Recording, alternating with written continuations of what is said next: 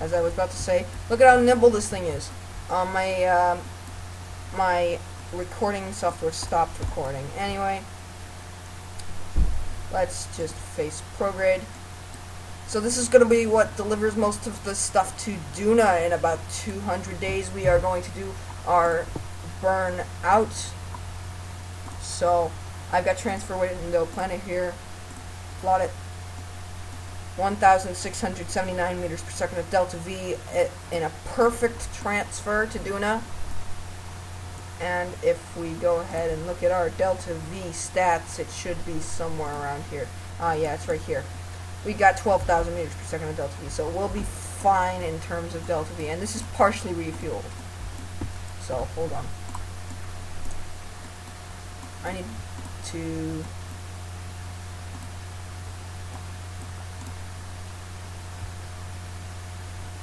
It's gonna be hard equalizing this fuel. Anyway, I'm gonna work on equalizing this fuel. Anyway, I'm not gonna start up the engine. In fact, I'm gonna shut it off because I toggled the mode. Anyway, we're in closed cycle mode now, so we actually have less delta V, but more thrust. Hybrid plasma uses a very low amount of liquid fuel and oxidizer per second, but it uses 800 electric charge per second. Now, you're going to need 2 of these HX1 URC reactors to actually support one engine, one of these heavy propulsion HX heavy propulsion devices in hybrid plasma mode, because these reactors only produce about 500 electric charge per second. These consume 800 electric charge per second. Now, I might just use this to get super heavy equipment over to the Mun or maybe Ninmus, but I'm mostly going to use this for interplanetary heavy equipment setups. So, yeah, this thing is pretty big. It's got, what, 7 times 3, 21, 23.5 meters in height here, and in width. In length, I have no freaking clue. Actually, we can just look at this. Or can we? Oh, exactly 100 parts. Oh, yeah. Upwards of 4,500 tons. So, yeah.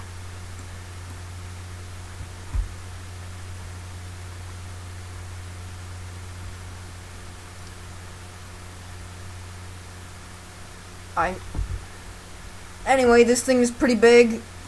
It's got a lot of crew space. I got 4 reinforced docking, 4 of these HX1 A375 reinforced docking port times 3 docking ports, HX1 docking ports for short. And this is what I use these for the really heavy I'm gonna use these for the really heavy equipment or the refueler ships. So chances are we're not going to be using that heavy of equipment. Anything that's too big to dock inside of this thing, I'm probably not going to bring with this thing to other planets, but I might just do it. We're going to have to bring 2 of them, though, as to stabilize this, because this thing isn't that nimble that you can create a giant pole here and fire the engine and still expect it to go forward. So, it's not that nimble, but it is nimble enough. It is nimble enough.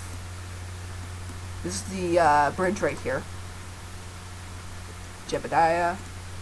Oh, I've also got Kerbal attachment and Kerbal inventory system on.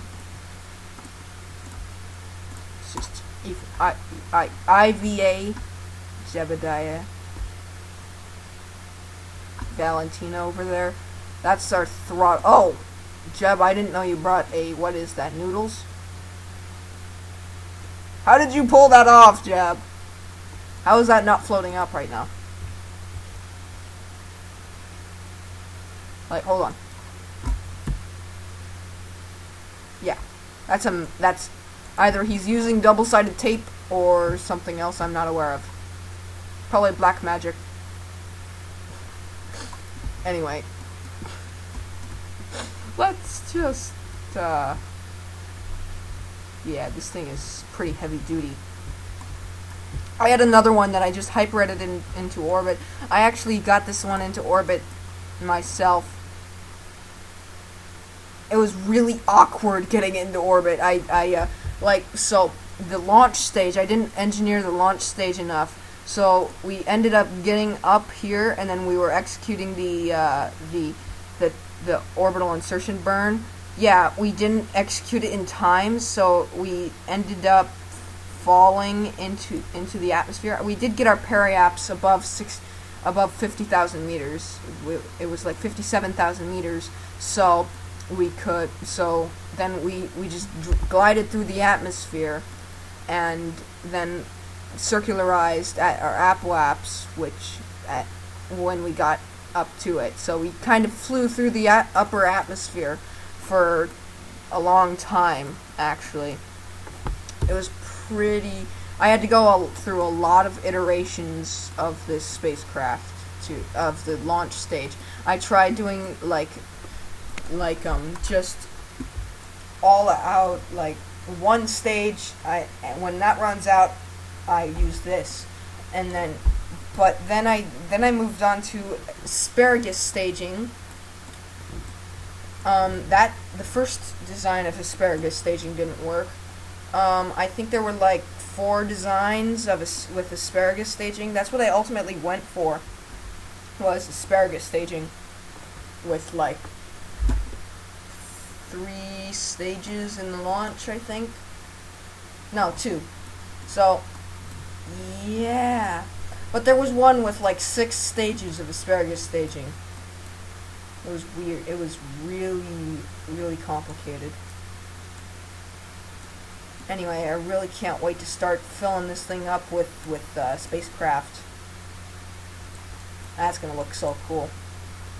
Obviously, we're gonna have we're gonna probably leave this thing. We're probably gonna leave this thing in orbit around Duna for a little while, until the people of the Duna base decide to they want to come back to Kerbin.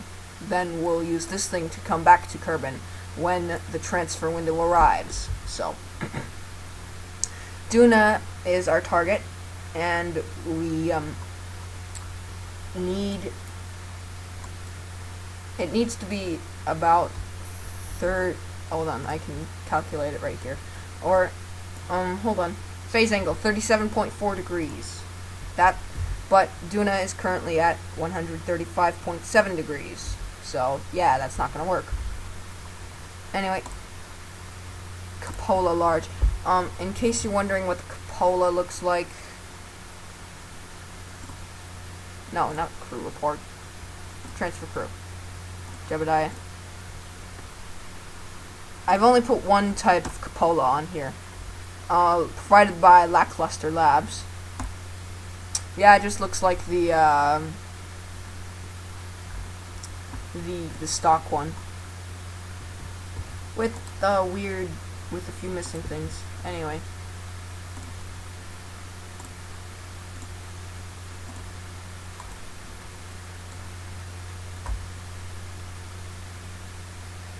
Why would...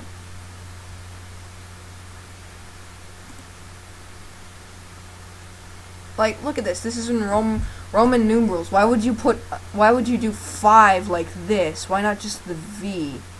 Why not just 5 and not the 5 and then the 10? Subtracting 5 from the... That makes absolutely no sense. Just absolutely none. I might be mistaken for my Roman numerals. Pretty sure that's not how you do a 5.